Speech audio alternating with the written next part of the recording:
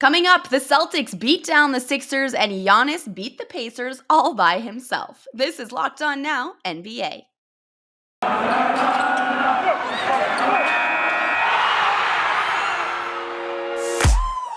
The biggest games, the best performances, expert analysis. You are Locked On Now. You're listening to Locked On Now, NBA, local experts on the biggest stories on the hardwood. I'm your host, Kim Becker, and thank you for making Locked On Now your first listen every weekday. Our Locked On NBA hosts are here to help break down everything from the night in basketball. Last night's biggest game pitted Eastern Conference rivals against each other, but it wasn't far from a close one. The biggest game. The Boston Celtics are the hottest team in basketball and more than rolled to their 9th straight win on Tuesday over the Philadelphia 76ers. Philly avoided losing by 50, but it was still one of the most dominant wins of the NBA season that Locked On Celtics went over more post-game. Hey there, John Corrales here from the Locked On Celtics podcast. Boston Celtics absolutely demoralizing, demolishing, thrashing the Philadelphia 76ers. Starters only playing 3/4 of this blowout, and the Celtics cruise to their 9th straight win, and this one is a statement. Jason Tatum, 28 points. Jaylen Brown, 29 points, ending a lot of the talk about whether they can play together. The Celtics beating up on a good team ahead of them in the standings, ending a lot of the talk that this streak was only built against bad teams. The Celtics did lose Marcus Smart to a sprained ankle, and that didn't look good.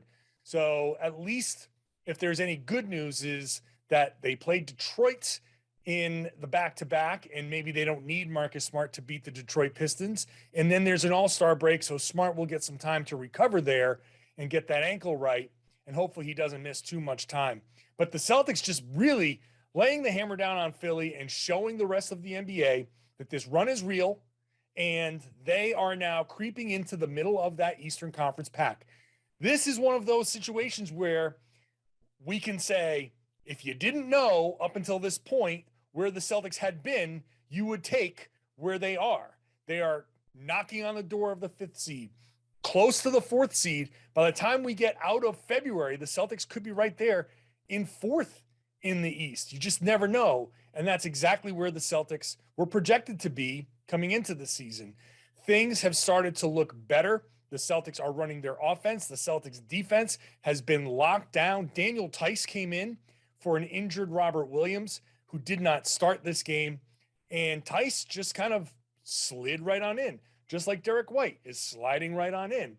And you lose Marcus Smart, Derek White slides right on in, and the Celtics don't miss a beat in the second half of this game.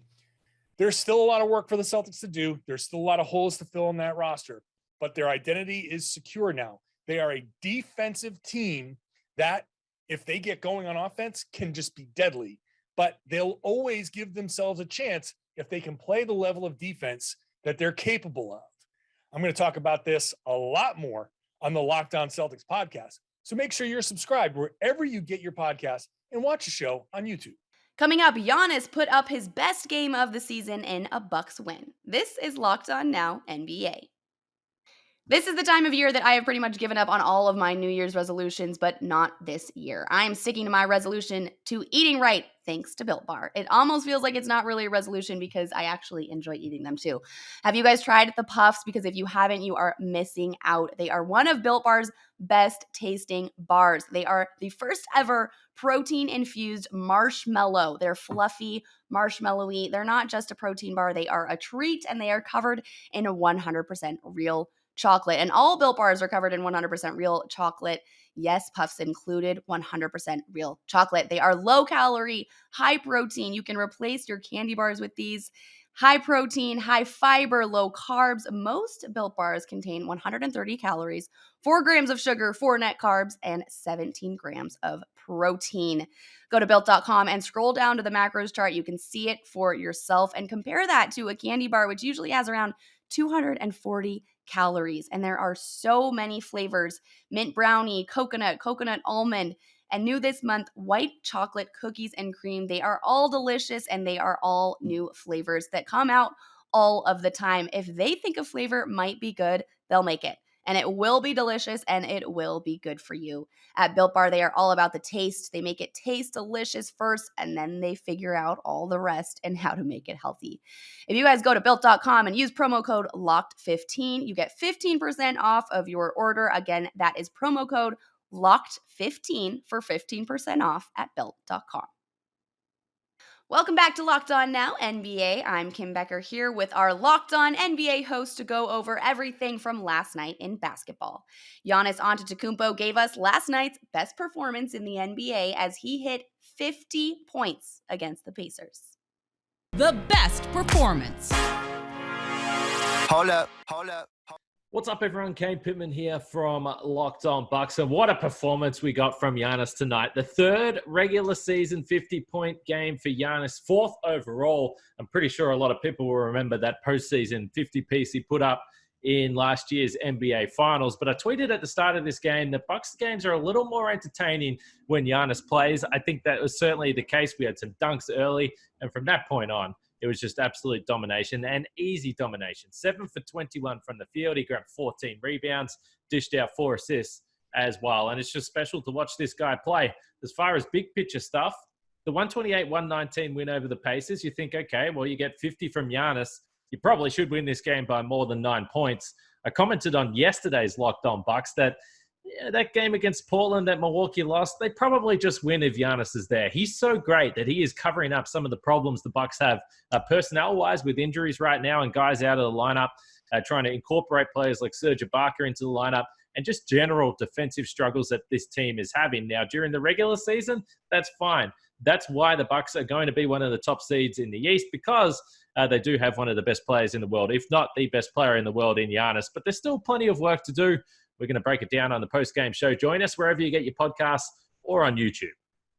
The Pacers ran into a monster performance from Giannis last night. And our Locked On Pacers host says that aside from having to take that beating, Indiana actually showed some promise in keeping up with the champs for as long as they did.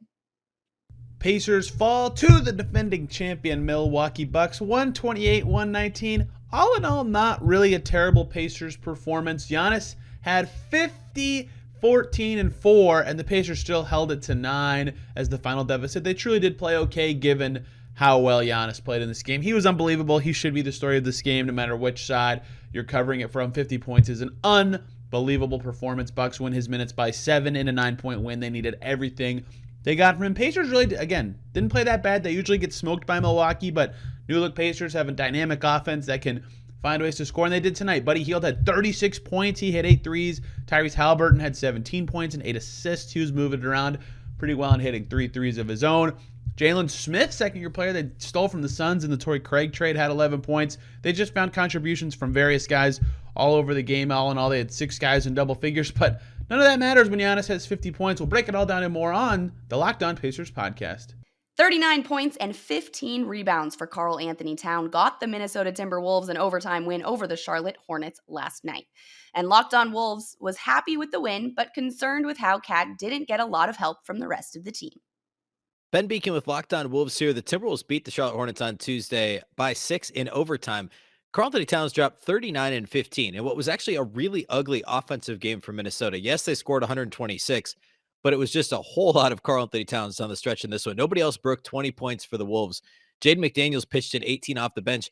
Anthony Edwards didn't play after halftime. He hurt his ankle in the second quarter, left the floor just before halftime, and did not return to the game due to an ankle sprain, according to the team. But Karl Anthony Towns was phenomenal down the stretch. Hit a massive 3 to put the Timberwolves on top after they trailed for much of the game, and then had a massive block on defense. Came back on the other end, pump fake and a floater in the lane to extend the Wolves' lead down the stretch. Charlotte was able to tie it and send it to overtime. But then again, Karl Anthony Towns, some overall strong team defense down the stretch, despite really sloppy defense for the first really 3+ quarters of this game. The Timberwolves got it done when it mattered in this one. And now they've won 7 of their last 9 games. And hopefully Anthony Edwards is able to come back and play. The Wolves turn around and play Wednesday night against Toronto. We'll see if he's available then. But all the All-Star break to rest up. And we'll talk all about it on the post-game podcast here tonight. Make sure to subscribe to Locked On Wolves for all things Timberwolves. The The Memphis Grizzlies had to make a major adjustment to the lineup at the last second in New Orleans on Tuesday, but Memphis still managed to beat the Pelicans and CJ McCollum. Locked On Grizzlies tells you how Memphis won without its all-star. Less than the hour before the game against the Pelicans, the Grizzlies found out they were going to be without Ja Morant, and being 1-6 against the Pelicans and Taylor Jenkins' time as Grizzlies head coach, it did not seem like it was going to add up to be a good night for the Grizzlies. Sean Coleman here with the Locked On Grizzlies podcast. And what did this team do? They did exactly what they have done all year long, played team basketball and got a needed win, getting a bit of revenge against the Pelicans that has been forthcoming over the past couple of years. Again, despite the fact that off the court, I talked about it on Locked On Grizzlies for today's show, despite off the court, the Grizzlies clearly being the better team when it comes to roster building for the present and future, they just have not been able to solve the riddle that is the Pelicans on the court during the Morant-Jenkins era in Memphis. But tonight, they didn't need Morant. They just simply needed to play team ball. And two things that are really helping out this Grizzlies team right now are the fact 29 assists in this game, averaging nearly 30 per game in the month of February, showing that the Grizzlies are getting their offensive balance going in the right direction. But even more importantly, they held the Pelicans to 4 of 25 from 3. The Grizzlies' three-point defense is really stepping up as well. And the big performer of the night, Tyus Jones, a career-high 27 points, 7 of his 11 highest scoring performances in his career have come this season. He is absolutely having a career year and continues to shine when Ja Morant is unavailable. Another team victory, a sweet victory with revenge against the Pelicans as the Grizzlies look out to close out the first half of the season tomorrow against the Portland Trailblazers. We'll have more for you on the postgame edition of the Locked On Grizzlies podcast. That's all for today on Locked On Now NBA. Thank you again for making Locked On Now your first listen every weekday. Now that you're done here, make your second listen Locked On NBA and your team's Locked On podcast. I'm Kim Becker, and this has been Locked On Now, Locked On Your Team Every Day.